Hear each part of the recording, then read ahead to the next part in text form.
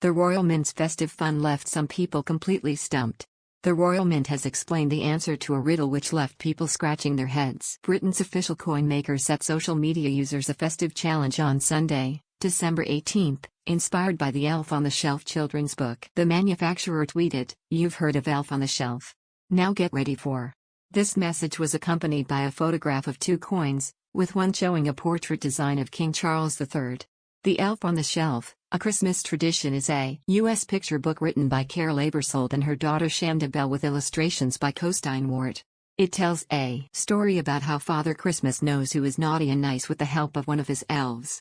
Since its publication in 2005, toy versions of the elf have surged in popularity, with the character reporting to Father Christmas each night about how well-behaved children have been during the day. The Royal Mint's tweet baffled a number of Twitter users, including journalist Gavin Reilly, who suggested, "Chuck on a buck." Writer Adam K. posited, "King on a thing." Another Twitter user offered, "Sovereign on a sovereign." A fourth suggested, "Whopper on a copper." Another said, "King on some bling."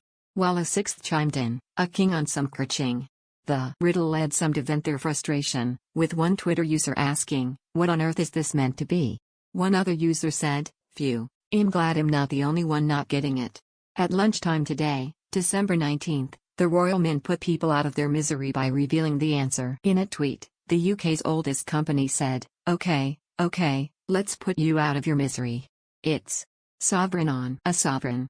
It followed up the tweet with an explanation about the coin's history, tweeting, "The sovereign coin has been associated with the British monarchy since 1489, more than 5 centuries ago. Henry VII demanded a new money of gold to demonstrate the wealth and power of the new Tudor dynasty following the Battle of Bosworth. Successive Tudor monarchs, Henry VIII, Edward VI, Mary I and Elizabeth I, continued to issue sovereigns throughout their reigns until Stuart King James I acceded to the throne, according to the Royal Mint. It said, in a shrewd move made by the king to symbolize the union of the English and Scottish crowns, the sovereign made way for a coin called the Unite. The sovereign returned in 1817 after the Napoleonic Wars, which had decimated Britain's coinage. Although that sovereign was smaller than its Tudor equivalent, it was just as beautiful and featured a new design on its reverse by the Italian engraver Benedetto Pistrucci, the Royal Mint said. Pistrucci's design showed St. George slaying the dragon.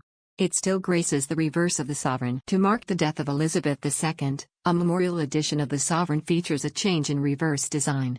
The design is the work of Jody Clark, who created Her Majesty's fifth and final coinage portrait. For the memorial sovereign, the designer's portrayal of the royal arms appears in a tribute to represent the life and legacy of Britain's longest reigning monarch. Since Elizabeth II's death, the Royal Mint has unveiled the first coinage portrait of King Charles. The new portrait appears on the obverse of the memorial sovereign for the first time in the coin's history. Charles is now the 11th king to feature on what has historically been known as chief coin of the world.